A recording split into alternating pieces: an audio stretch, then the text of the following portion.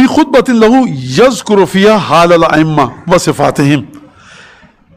ایک خطبہ ہے کہ اصول کافی ہے، ایک خطبہ ہے جس میں امامت کے بارے میں امام صادق نے گفتگو فرمائی ہے. دو خطبے اتنے عجیب ہیں، ایک امام رضا علیہ السلام کا خطبہ امامت کے بارے میں، دوسرا خطبہ یہ امام صادق علیہ السلام کا امامت کے بارے میں. آپ ان خطبوں کو پڑھیے اور خدا کے لیے ہماری جان چھوڑیے. آپ مولانا امامت پہ درس امامت پہ، یہ آپ کا معصوم امام درس دے کے گیا ہے، اس کو پڑھیے. آپ کو کسی بھی پھر آپ امامت سمجھنے کے لیے نہیں آئیں گے، پھر آپ ہمارا گریبان پکڑنے مولانا آپ نے بات کیسے کہہ دی، یہ تو خطبے سے ٹکرا رہی ہے. تو خوب جب تک آپ اپنے آپ کو اوپر نہیں لائیں گے ممبر سے، آپ جو جس کا جی میں ہے کہہ کے جائے گا، آپ کہیں گے ہو سکتا ہے صحیح ہو، ہم تو مولانا نہیں ہیں. تو ایک جگہ تک آپ کو آنا ہے. عاشور کے بارے میں کانسیپٹ کلیئر کرنا ہے، زیادہ عاشورہ پڑھیے، حدیثیں پڑھیے، خوب توجہ کیجیے گا اس بات کے اوپر. اچھا اب میں پڑھ رہا ہوں یہ خطبہ. اچھا یہ خطبہ جو ہے اس کا کچھ حصہ ہے یہاں پر، میں پورا نہیں پڑھوں گا، گھبرائیے گا مت آپ. کچھ حصہ بڑا طویل ہے اور پورا ہوتا تو کیا ہوتا. فرمایا ان اللہ عز وجل اوضح بأئمة الہدى من اہل بیت نبینا عن دینہ. جملہ عجیب ہے. خداوند تبارک و تعالیٰ نے ائمہ ہدیٰ کے ذریعے جو کہ ہمارے نبی کے گھر سے ہیں، ائمہ ہدیٰ کہہ دیتے کافی تھی بات. فرمایا ہو سکتا ہے نہ جانے تم کس کو ائمہ ہدیٰ سمجھو، وہ ائمہ ہدیٰ جو نبی کے گھر سے ہیں، ان کے ذریعے خدا نے اپنے دین کو واضح کیا. کیا مطلب ہے؟ دین کہاں پر ہے؟ دین وجود امام صادق میں ہے، کہیں اور دین نہیں ملے گا، یہ یہاں پہ ملے گا. لہٰذا آپ جو کہتے ہیں ہمارا دین ایمان جناب امیر ہیں، امیر مومنین کو ہٹا لیجئے.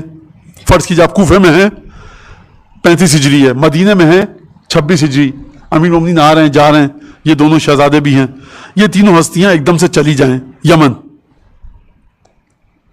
آپ کے 3 امام نہیں نظروں سے اوجھل ہوئے ہیں، آپ کا دین گیا. مانو یہ کیسے؟ آپ کس سے پوچھیں گے دین؟ توجہ کیجئے گا، آپ کا دین گیا یمن میں، نہیں ہے آپ کا دین مدینے میں. اس وقت 3 امام تھے، تینوں غائب ہیں مدینے سے، غیبت حاصل ہو گئی. فرض کیجئے اس بات کو سمجھے. اچھا وہ ابلج بہم عن سبیل منہاج، جس راستے پہ چلنا ہے انہی کے ذریعے خدا نے اپنے راستے کو واضح کیا. وفتح بہم عن باطن ینابیع علمہ. ینابی کہتے ہیں ینبوع کی جمع ہے، چشمہ ہوتا ہے پانی کا، اس کی جمع کیا ہے؟ چشمے. ینبوع کہتے ہیں چشمے کو، ینابی کہتے ہیں کہ اب اس کے بعد اس کی جمع نہیں بنائی جا سکتی. خدا کے علم کے جتنے چشمے عالم غیب سے زمین پر آنے ہیں، مت گھومو ادھر ادھر، خدا کے جتنے چشمے عالم غیب سے زمین پر آئیں گے وہ وجود مبارک امام کے ذریعے پہنچیں گے. امام نے یہ فرمایا یا نا اپنے خدا کے علم کے چشمے، فرمایا خدا کے علم کے چشموں کی جتنی حقیقتیں ہیں، اگر فرماتے خدا کے علم کے چشمے، یہ بہت بڑی بات تھی. امام کہاں پر لے گا گفتگو؟ باطن ینابیع علم، خدا کے علم کے چشموں کا جو باطن ہے، جو چھپا ہوا پہلو ہے، وہ امام کے ذریعے زمین پر جاری ہوتا ہے. پورے خطبے کو چھوڑیے، پورا خطبہ چھوڑ دیجیے، بھول جائیے. یہ ایک لائن باطن ینابیع علم، اپنے علم کے چشموں کے باطن کو خدا ظاہر کرتا ہے امام کے ذریعے. اگر یہ مسئلہ ہے اور امام رضا وہاں فرما رہے ہیں اسی اصول کافی میں کہ امام کے بغیر نہ کوئی عالم امام کے برابر، نہ کوئی عالم برابری کر سکتا ہے، نہ اس کی کوئی مثال ہے امام کی، نہ نظیر ہے، نہ اس جیسا ہے کوئی. تو اگر باطن علم الہی کے چشمے امام کی وجہ سے جاری ہوتے ہیں تو کون ہو سکتا ہے اس جیسا؟ امام رضا فرمایا وَلَا يُعَادِلُهُ، یعنی قیامت تک کے لیے، جب تک یہ دنیا باقی ہے، تم جتنے علماء لے آؤ وہ امام کی برابری نہیں کر سکتے. ایک کوئی عالم ایسا نہیں جو امام کی برابری کر سکے. مثال امام کے علم کی کسی عالم کے ذریعے مت دینا، کسی کے ذریعے امام ایک وجود الگ ہے، امام کی حقیقت الگ ہے. فمن عرف من امت محمد واجب حق کا امام ہے، جو مصطفیٰ کی امت میں ایسا ہو کہ اپنے امام کے حق کو سمجھ لے. آپ امت مصطفیٰ ہیں کہ نہیں ہیں؟ آپ 11 کے حق کو سمجھتے ہیں، 12واں کے حق کو سمجھتے ہیں؟ جی مولانا سمجھتے ہیں، اور جہاں نہیں سمجھتے تو کوشش کرتے ہیں. سمجھتے ہیں؟ امام فرما رہے ہیں اگر تم اس میں سے ہو، اب سنیے، وجدہ طعم حلاوت ایمان، وہ اپنے ایمان کی مٹھاس کو پائے گا. یہ اس کی مثال میں کیا دوں مجھے نہیں سمجھ میں آ رہا، لیکن میرے خیال سے جو بہترین مثال ہے وہ اس خیمے کی ہے جہاں پر اس سیدہ کے لال نے چراغ بجھایا اور جلایا، چونکہ تم بیٹھے تھے سب. یہ کیسے ہو گیا؟ یہ میں امام صادق کے قول کی مدد لے کے بتاؤں آپ کو کیسے ہوا. آپ کھا رہے ہیں اب ربڑی، بہت سے لوگوں کا ذہن نہ جانے کہاں کہاں چلا جائے گا، لاہور، راولپنڈی، کراچی، اسلام آباد. مجھے نہیں پتا ہندوستان میں ربڑی ملتی ہے کہ نہیں ملتی. ملتی ہے ہندوستان میں ربڑی؟ ملتی ہے. اچھا، جن کے ساتھ ریلیں اس کا مطلب ہندوستانی ہے. خیر، تو آپ کھا رہے ہیں میٹھا، آم کھا رہے ہیں، آپ کوئی میٹھا پھل کھا رہے ہیں، کوئی آپ سے کہے کہ ذرا یہ پتا کھائیے، بڑا کڑوا پتا ہے، آپ کہیں گے ہٹائیے، میں اس کو اچھا خاصا میٹھا آم کھا رہا ہوں، میں اس کو کیوں کھاؤں؟ کھا کے تو دیکھیے ہے کڑوا. سر کا مجھے مٹھاس مل چکی ہے آم کی، میں کیوں جاؤں اس طرف؟ چک کے تو دیکھیے بھائی، مجھے بتا دیا کہ یہ بس ہٹائیے اس کو. تو ان کو ایمان کی مٹھاس مل چکی تھی. وجدہ طعم حلاوت ایمان، اپنے ایمان کی مٹھاس. میں یہاں پہ ایک جملہ رک کے کہہ دوں، آپ کی خدا آپ سب کو طول عمر دے، لمبی عمر دے، صحت سلامتی کے ساتھ. برزخ کے بارے میں سوچئے گا ذرا کبھی. جب کوئی انسان دنیا سے جاتا ہے، اس کے 1 سال بعد کوئی دوست اس کا رشتہ دار مرتا ہے، 2 سال، 10 سال.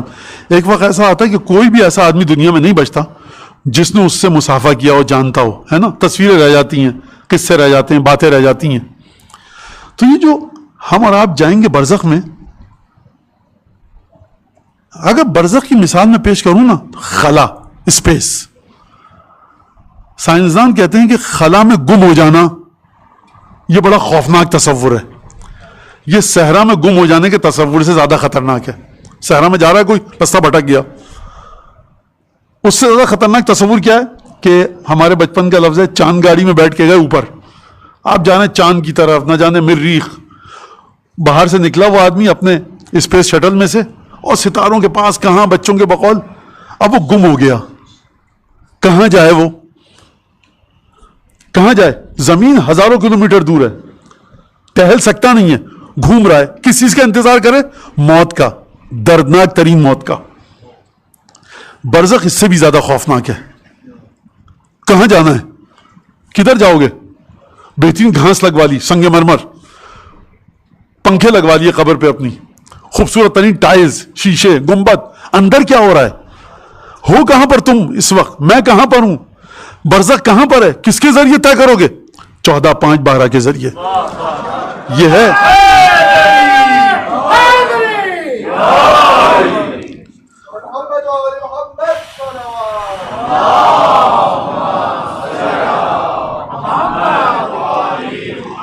میں اس کے جملے گراتے ہوئے حذف کرتے ہوئے، وَلَا يُنَالُ مَا عِندَ اللَّهِ إِلَّا بِجِهَةِ أَسْبَابِهِ، جو خدا کے پاس ہے اس تک کوئی پہنچ ہی نہیں سکتا مگر جب تک امام کو وسیلہ نہ بنائے.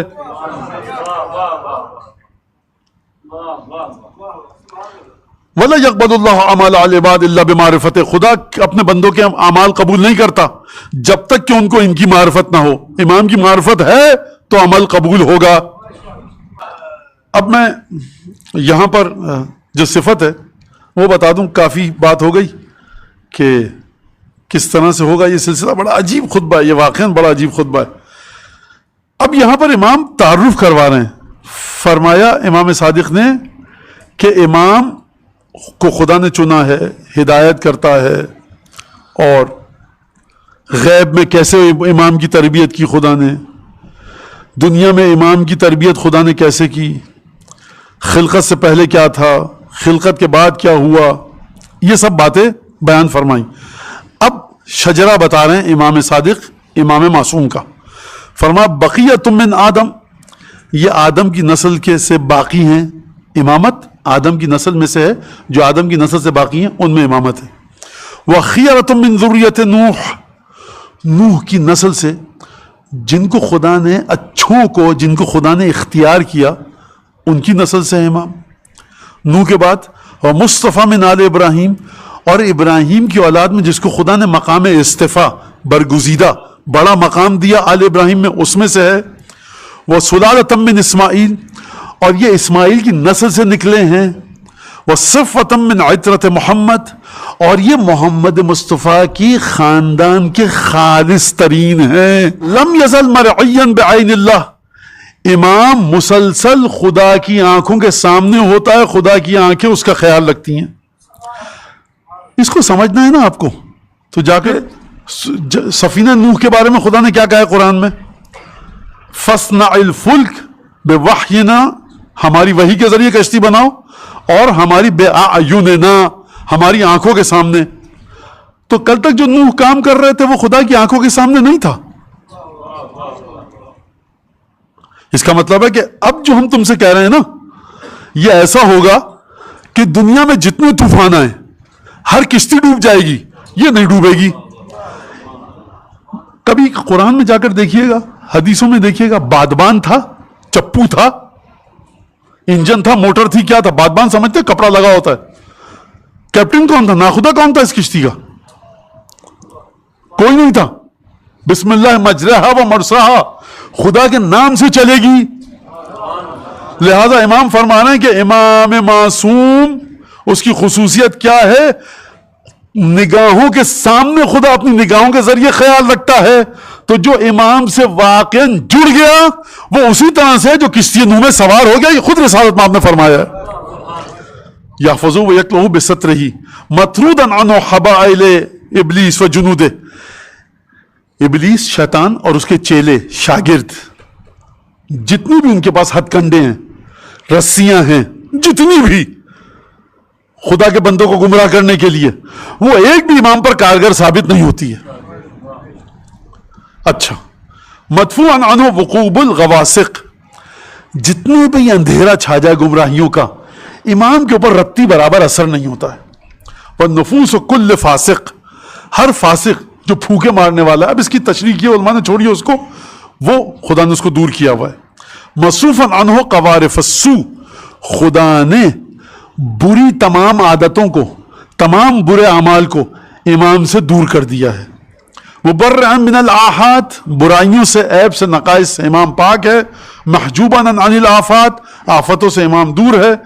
اور تمام کے تمام، اب آخری جملہ، معروفا بالحلم والبر فی یفاعہ، جب امام لڑکپن کی حدود کو چھوڑ کر 14-15 سال کی عمر تک آتا ہے تو جہاں امام رہ رہا ہوتا ہے کوئی بھی شخص بستی کا امام کے بچپنے کے بارے میں انگلی نہیں اٹھا سکتا۔ ارے دیکھتے تھے یہ گلی کے لڑکے، تمام لڑکے گلی کے کیری کے درخت پہ پتھر مارتے تھے، کیریاں آم چراتے تھے، تمہارا امام بھی کھڑا ہوتا تھا۔ اچھا جب کیا نا مسجد میں تو یہ شور مچاتے تھے بچے، تمہارا امام بھی، یہ تو 18 سال کے ہوئے تو جب ان کو امامت ملی تو تب یہ اچھے بنے۔